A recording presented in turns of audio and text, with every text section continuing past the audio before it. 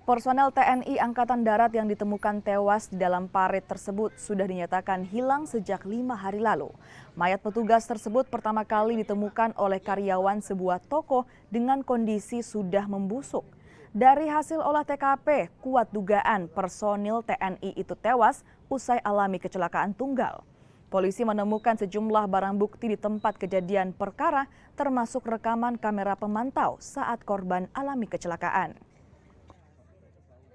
Kita melakukan penyelidikan, ternyata kami dapatkan suatu keterangan bukti petunjuk dari pemilik CCTV yang ada di sini, Ibu Maya namanya, diputar pada hari Sabtu dini hari, tanggal berapa itu ya, sekitar jam 3 subuh, buat di rekaman tersebut muncul terjadi kecelakaan tunggal motor yang masuk ke garis.